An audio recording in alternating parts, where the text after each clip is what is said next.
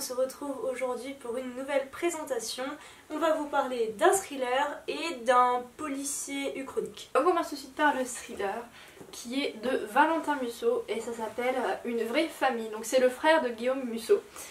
Ce qu'il faut savoir, c'est qu'après la comparaison qu'on a fait de 7 ans après de Guillaume Musso, j'hésitais énormément à commencer les thrillers de son frère en ayant peur qu'il ressemble aux thrillers de Guillaume Musso. Puisque c'est des thrillers un peu gnangnan, plus romancés autour d'une histoire d'amour qu'autre chose, qui est plus là pour plaire à un public de personnes qui ont l'habitude des belles romances de Guillaume Musso, plus que pour faire un vrai thriller. Au final, pour moi, c'était pas vraiment un vrai thriller. Et ce fut une très très bonne surprise, puisque Valentin Musso, lui, fait des vrais thrillers avec un langage d'auteur de thriller. On va commencer par sa plume qui est complètement différente de celle de son frère. Ce que j'ai beaucoup aimé, c'est que pour décrire les scènes de crime ou quoi que ce soit, il utilise un langage très très cru. Il prend pas de pincettes avec ses personnages, hein. Il y va, il est direct, il n'y a pas d'émotion dans ses descriptions, c'est vraiment super. Ça change. Mais non, mais c'est le genre qui veut ça. Après, le problème, c'est que en fait, cette histoire est découpée en 3 parties. 3 parties où on se situe du point de vue d'un personnage différent à chaque fois. La première partie, c'est une grosse mise en place. Et j'ai trouvé ça assez lent, surtout qu'au début on commençait avec une description assez crue de sa part. Et bim, tout d'un coup on avance dans un truc très très lent pendant 150 pages.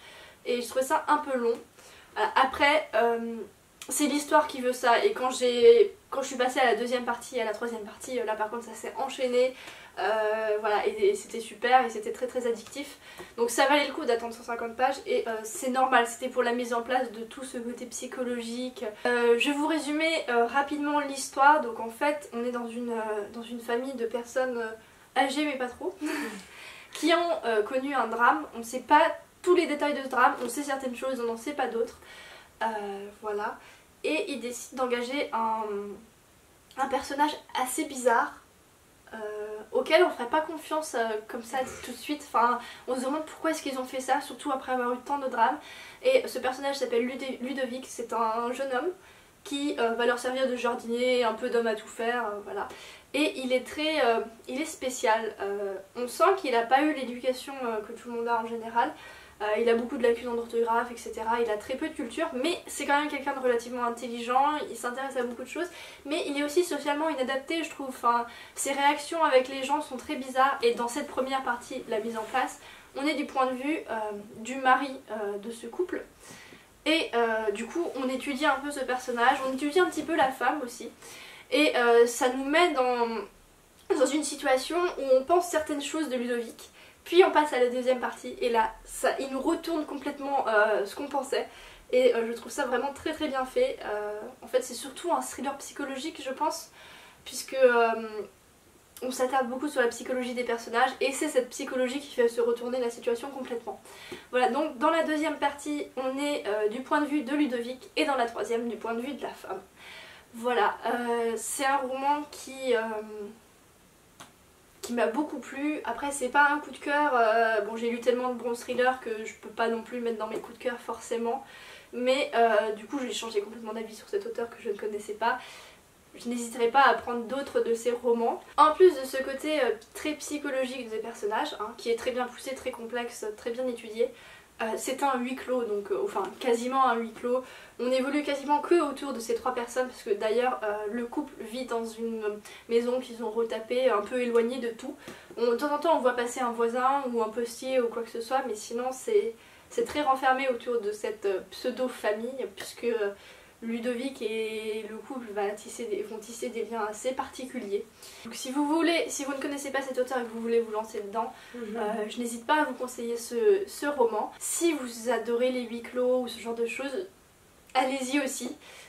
Ce sera très prenant. Après si vous êtes quelqu'un qui aimait beaucoup l'action, les thrillers plein d'action, où il y a un meurtre et il faut résoudre ce mystère, trouver le meurtrier et tout ça, c'est pas forcément pour vous. Pour finir, j'avais oublié de mentionner que ce roman a reçu le prix du meilleur polar des lecteurs de Point en 2016. Donc je suis tout à fait d'accord avec avec ce résultat. J'ai pas parlé de la couverture qui donne pas forcément très envie, mais il faut pacifier.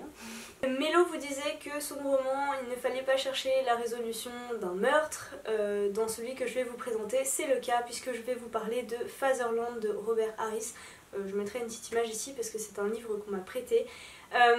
Et qui est un policier. Donc ça se passe dans une réalité alternative en 1964 et l'alternative à notre réalité à nous, c'est que l'Allemagne nazie a remporté la guerre en 1945 contre les Alliés. C'est un policier puisque ça commence avec le meurtre d'un haut représentant du régime nazi, pas forcément important mais qui était pourtant très important à une époque, donc il me semble que c'était en 1943 où là il a sa petite importance.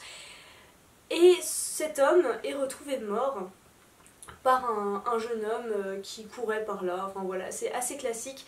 L'ambiance est incroyable dans ce roman, c'est très sombre. Il pleut, il fait moche, il fait froid. Je pense que le fait que ce soit voilà, dans cette Allemagne, c'est fait pour en fait, c'est une ambiance qui va avec. On a toujours cette sensation qu'on est surveillé, qu'il y a un soupçon tout le temps partout, des vidéos, les conversations téléphoniques sont épiées, enfin, c'est vraiment terrible comme ambiance. Le policier qu'on va suivre fait partie de la police et donc forcément du régime SS, donc, qui s'appelle la Kripo, donc Kriminalpolizei il me semble. Et donc il s'engage sur cette affaire. Il découvre très vite qu'il y a quelques éléments qui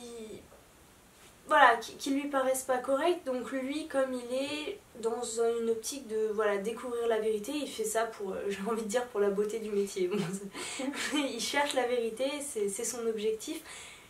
Très vite on lui met des bâtons dans les roues, très vite on essaie de lui retirer l'enquête. Il continue quand même, il se met lui-même en danger.